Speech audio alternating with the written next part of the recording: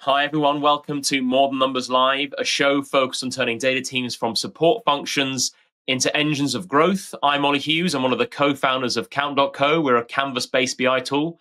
We're all about turning data teams from dashboard factories into their organization's problem solvers.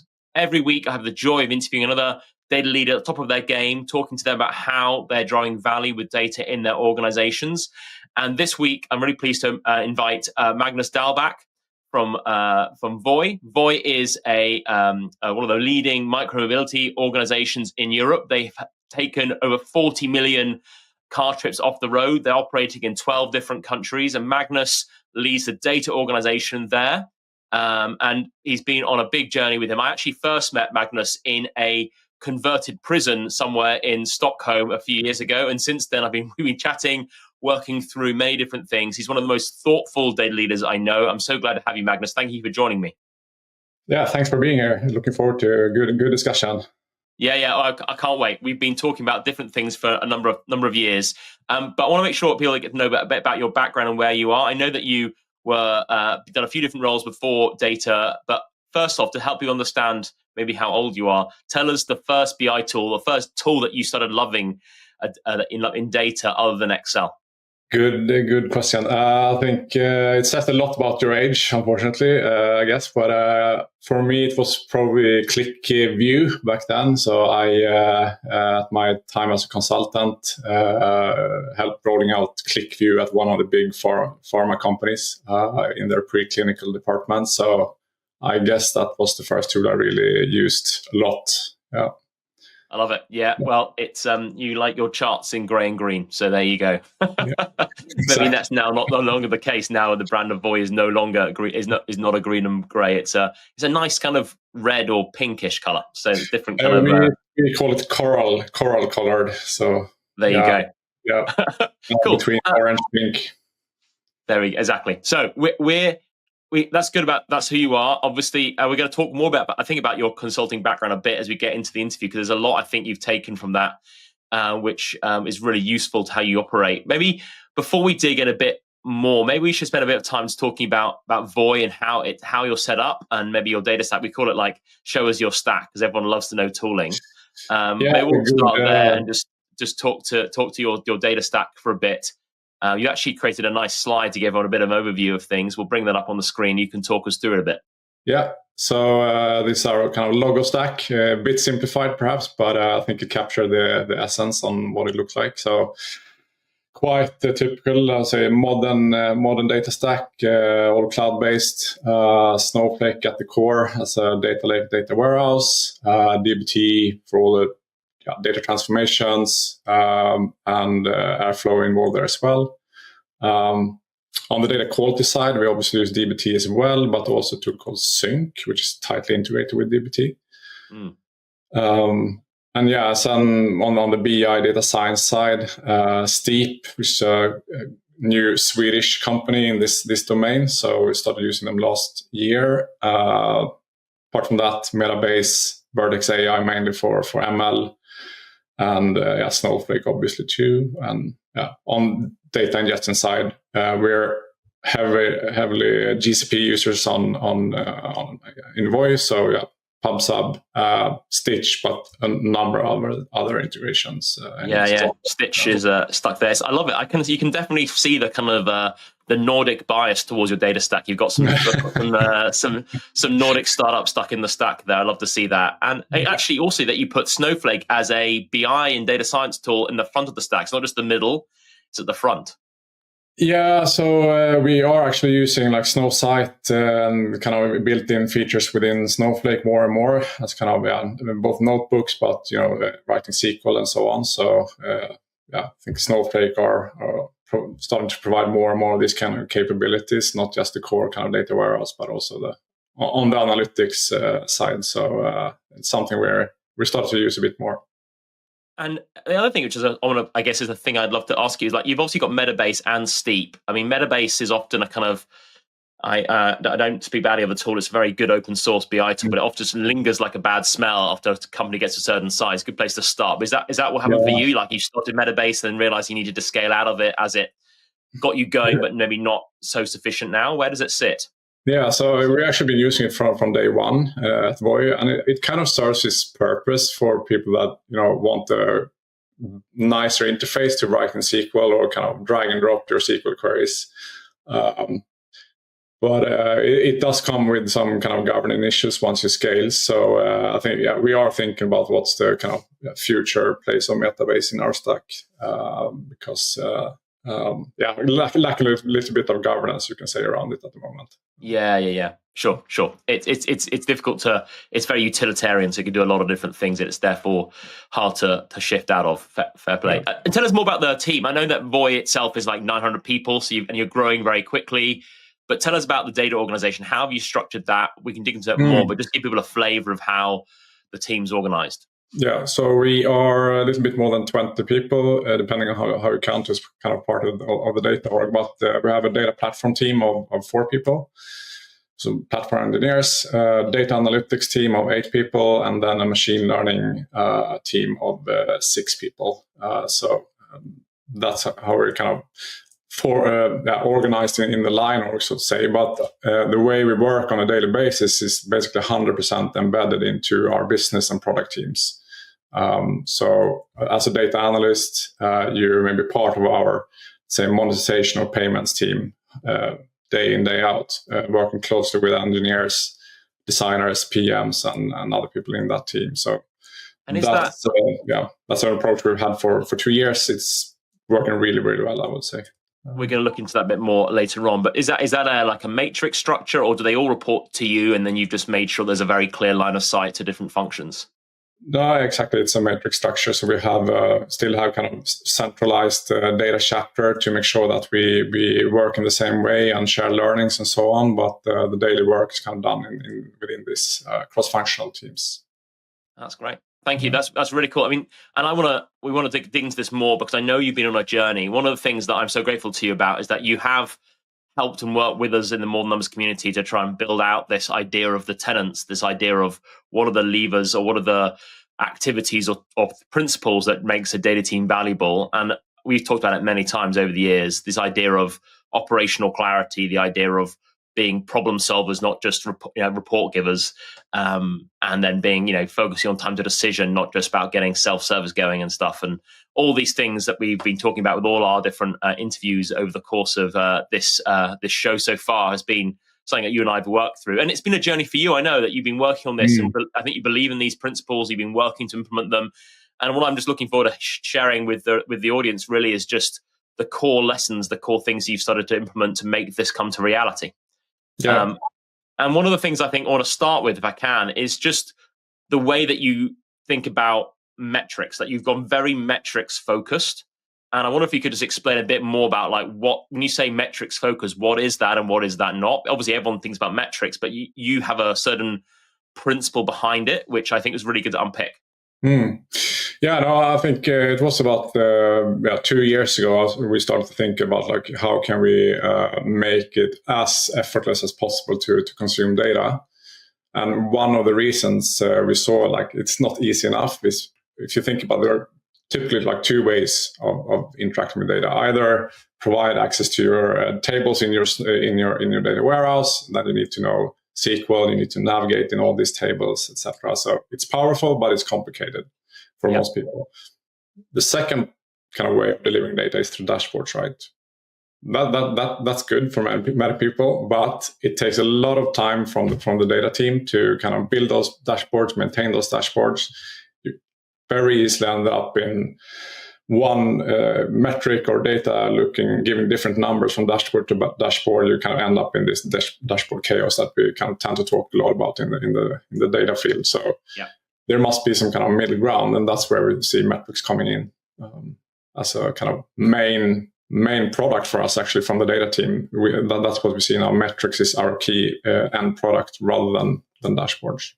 That makes sense. So you're absolutely right. The idea of if your end output is dashboards, there's a tendency to just want to produce dashboards, and that creates this mosaic of different assets saying different things and creating that kind of informational noise that is basically the death of any data function or any sort of sense of understanding of the business. And so you're saying, let's not make that the reports themselves a deliverable. We're saying the metrics behind the report, that those definitions are therefore the key. Is that kind of the idea?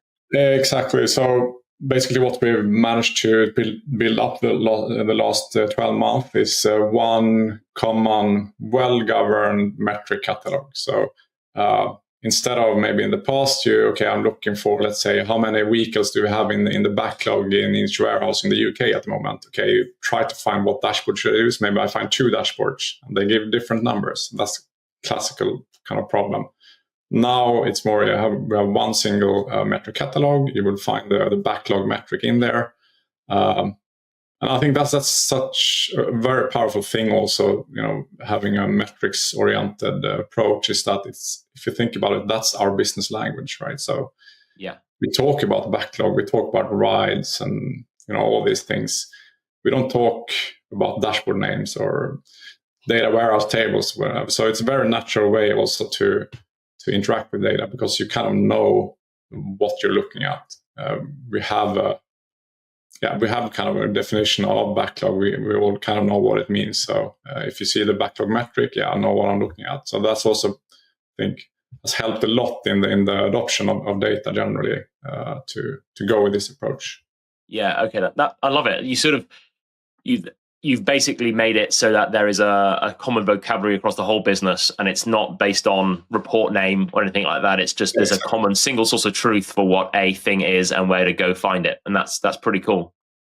Yeah, it's I didn't maybe think a lot about before we did this journey, but now I really reflect on it. This is such a powerful thing to kind of embed your business language in the interface you use with data. It's really helpful. And so obviously this is all linked to operational clarity, this idea of signal from noise, like the minimum amount of information to help the business understand itself. And I wondered how you went about defining the metrics, because often people, we work a lot of organizations ourselves, like helping them build metric trees, getting that kind of visibility of the metrics and helping the mapping of that to help the business understand itself. But it's often challenging. People often feel like, actually, what is the definition of backlog? Is backlog even the right metric to care about, or is it another thing which derived or similar to it? So how have you gone about like defining the metrics themselves so that the framework is that everyone's got the same definition, or you've agreed that backlog is the right operational thing to measure? Yeah, it's super important, super good question. And to rewind a little bit, so when I joined Boy soon 4 years ago, one of the first things I did as my kind of top priority the first year is to really get control of our metric definitions. Right. So before we even kind of shifted this approach in the way we expose data, we did a lot of important work in building up that metric catalog, but kind of offline. Who's the metric owner? How do we define this metric and so on? So then we ended up quite naturally working with all the business departments and product teams with maybe 50, 60 metrics with good, clear definitions. And then for us, it's been more about, okay, then we have a starting point, and then kind of naturally you add more and more metrics. Also, the fact that we have our data analysts embedded into the business teams and product teams has helped a lot, because then they actually build a strong, solid knowledge of what metrics are relevant in each product domain or business domain. So that I think has been critical for us to come where we are now. And other things you mentioned there, which I want to pull out, is that you mentioned how you looked for the owner of the metric. Like, it wasn't just let's define some metrics which are kind of potentially interesting or potentially paint a bit of a picture. It's actually adding ownership. Is that kind of a core part of this as well, that all of those 50, 60 metrics, there's a clear owner, it sort of aligns to the operating structures of the business? Yeah, 100%. It's both like a technical owner, so typically the data analyst responsible for the actual technical definition, but also a business owner. And we're also kind of exposing this in the actual interface where people use. So in Steep, this tool that we just mentioned. So in that metric catalog, in the same place you actually analyze your data, your metrics, you also see who's the owner for this. So if you have questions, it's super easy to ping that person on Slack, whatever. So it's all these smaller things makes actually quite a big difference, especially for people that are not like using data every single day. Yeah, that makes sense. And so obviously you do have reports? You do have dashboards of some sort, or is that literally left to the business to build their own, and it's all, but they know the metrics are owned by the data team? How do you distribute that insight around? Yeah. So my official saying is that we've stopped building dashboards completely in the data team. It's not entirely true, but to a large extent we have actually. We do, of course, there are some dashboards that we know are widely used across the company, like are used by maybe 50 to 100 people every day. Those reports we still build out because it doesn't make sense to have 100 people building their own kind of reports on top of the metric catalog. But I would still say that we have probably reduced the time spent in the data team to build dashboards by maybe 80%. On top of that, we also have much less ad hoc basic kind of questions coming in. So really freed up time for the data team to work on a bit more advanced things and maybe more value-added things than coloring graphs or answering like how many rides we had in a certain city last year or something like that. I think for people who've done that kind of organizational clarity, that with the way you've described that nicely, of like defining cat method definitions of metrics, then like a distilled set of metrics, and then ownership of that, and then make sure that's owned by and seen by the business. It as soon as there's clarity about what actually how the business fits together, it just leads to that massive drop of ad hoc questions generally, which is exactly what you've described. But I think it's a faster change than I thought and expected as well, actually. So it's really happy with the outcome of this change.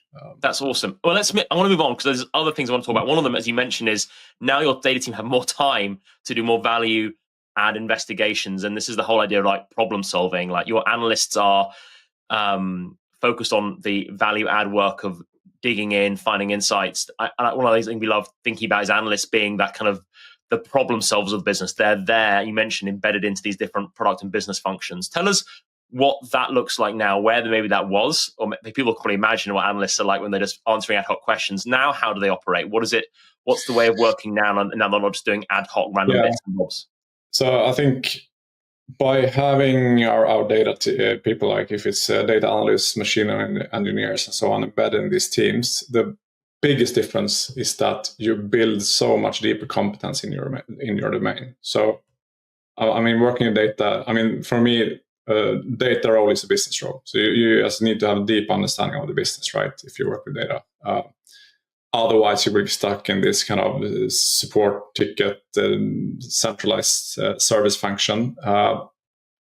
By doing this change, what we've seen is that our analysts can be much more proactive.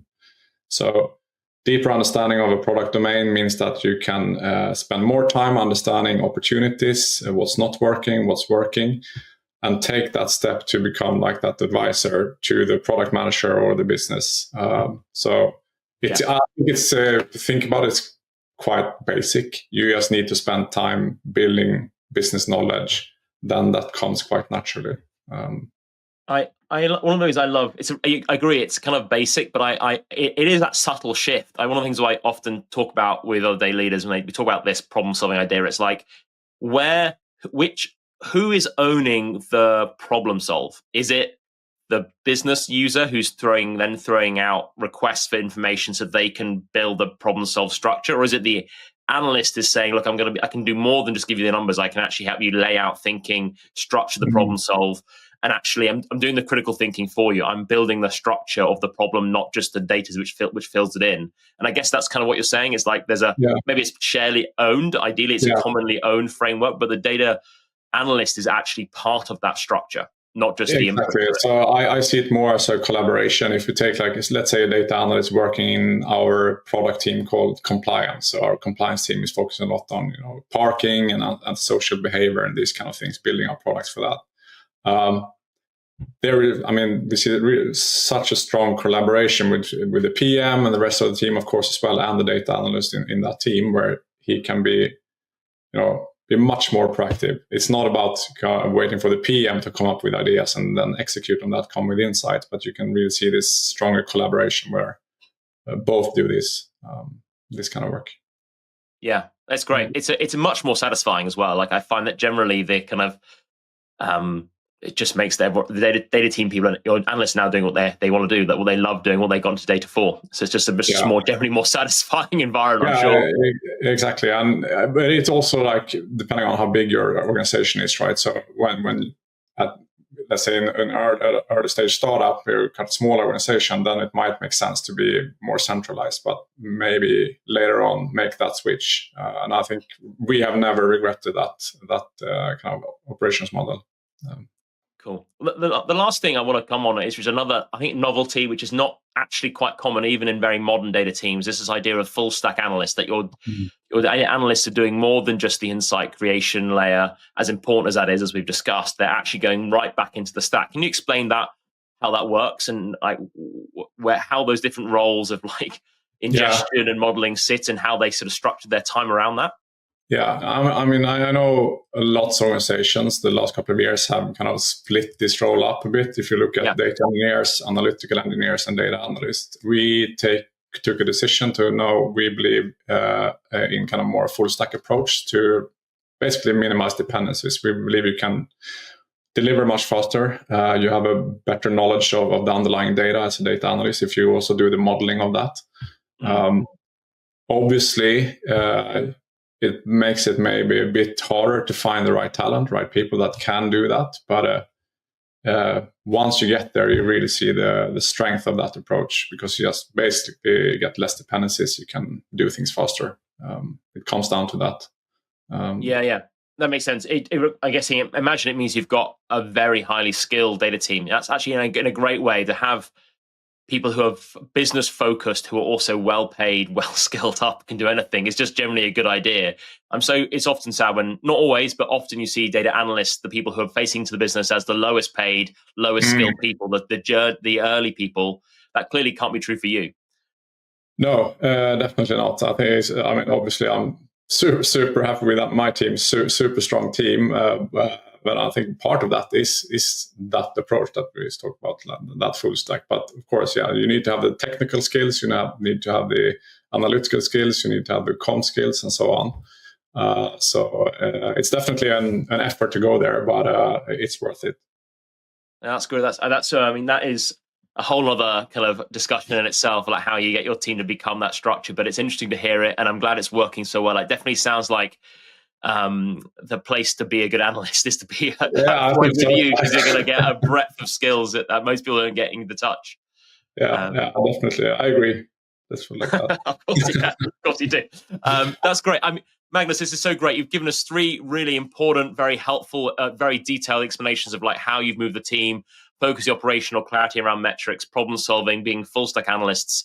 There's so much else there. But before I want to round out, I want to just ask you, as also back to your early roots, like what's the advice you want to give anyone who's maybe is working as an analyst or just wants to get into data or is thinking about data more?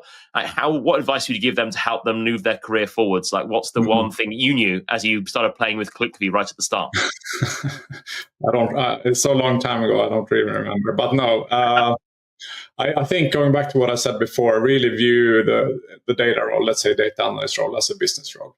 We tend to talk a lot about tech and tools and data modeling. It's all important, but at the end of the day, you're more a business person than anything else. So have that mindset, I think. As an example, like as a data analyst, I think you should really have a good knowledge of your company's growth model. What leverage can we do to improve retention? That's something that needs to be, just need to know as a data analyst. What's our unit economics for a company, for example? Also something that I think you should care a lot about and know inside out as a DA. I love it. I love the term. I know that you know this term as well, the idea of being a trusted advisor. In fact, it's one of the books on my shelf here, The Trusted Advisor, the tome of management consultants. But also, I just think so relevant to a business-focused data team as well. There's so many learnings in that. That's really helpful. Well, if it's okay, to finish off, I'd love to throw you an anonymous data letter. As I always do for every guest I ask the community, what question should I be asking Magnus? Magnus, I think I think the thrust of the questions I've got here, one is just because you really have elevated yourself, I think, in Voy as you're a senior director. You're very much top of the organization and leading the team. And the question I got was asked, or one of the questions I wanted to ask you was on that line. Let me read it out to you. So the person I spoke to, I said, I run a data team at a startup. We have influence and drive value, but I'm trying to work out my next career step.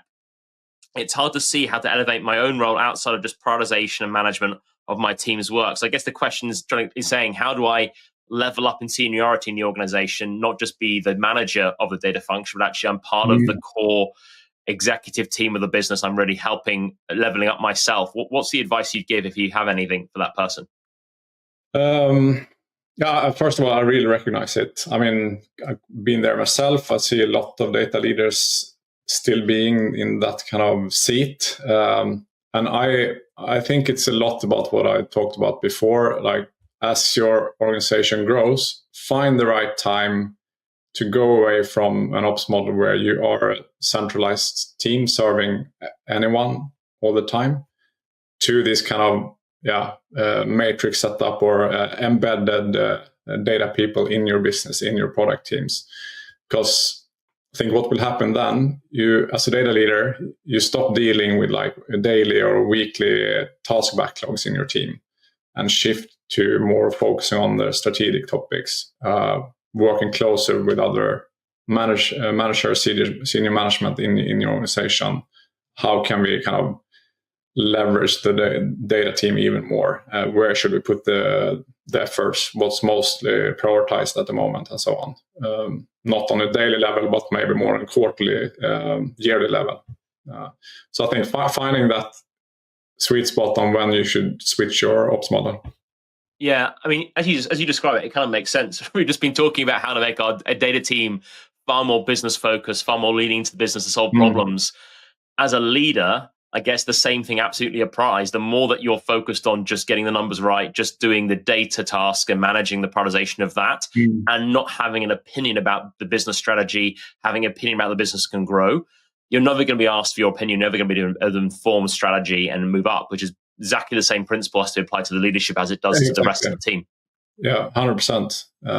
Really thinking through like where, and dare to down prioritize some business domains probably, or some product areas. Like, okay, yeah, this is so important. We always have a limited capacity in the data team, but okay, this is where we make most value out of it. I think that's it. Yeah, saying no is basically the challenge. The leadership challenge is always saying no 8 times out of 10 for the two that really matter. Yeah, I love it. Thank you. That's really great. Thanks for answering that question so well. Is there anything where you are? You're obviously on a journey still. You're still continuing to work towards the tenants. What's in the top of your mind now as you think forwards? Help people see like you're thinking as you've got to a certain point. What's the priorities for you at the moment? I mean, we've come really far with this kind of self-serve BI that I talked about before, metrics instead of dashboards and so on. And we have some more work to do there, and we're really, really happy. For us, we're kind of switching focus towards experimentation now as one thing. We really want to scale up A/B tests that we do. Like, think about like 10x A/B tests coming year than before. So that's definitely some work needed by the data team and the rest of the organization to achieve that. And I would say the other area that we're really looking into a lot now is deeper product analytics. So have a deeper understanding on how users use our app, friction points, user funnels, and general behavior in our app. So that's an area where we are maybe a bit behind at the moment. That's great. Thank you. It's great. You're focusing directly on the business problems already as you're talking, which is really great. Magnus, thank you so much for sharing your journey, being so open about the challenges and where you've got things right and how you've implemented these things. I think it's been really eye-opening for everyone to just hear this, the tenants in action, tenants actually working, that it's a journey which has been quicker than you'd even thought, which is awesome. Everyone else, I just want to say, if you want to learn more about Magnus, you can find his social feeds in the More Than Numbers show notes. Don't forget, Magnus he's very kindly given anyone who's watching More Than Numbers, who's part of the community, he's given us a Voy code to give you 15 minutes of free Voy travel. If you use the code MTN Voy in the Voy app, you can zoom around on Magnus's behalf. So thank you, Magnus, for that. That's really exciting. all the other information on the show notes, what we talked about, you can find in the show notes. Just go to count.co/MTN, and you can see other episodes and also dig into more what we've been talking about today. Magnus, thank you so much for sharing. It's been really great to speak to you. It's been my pleasure. Thanks for having me. See you soon.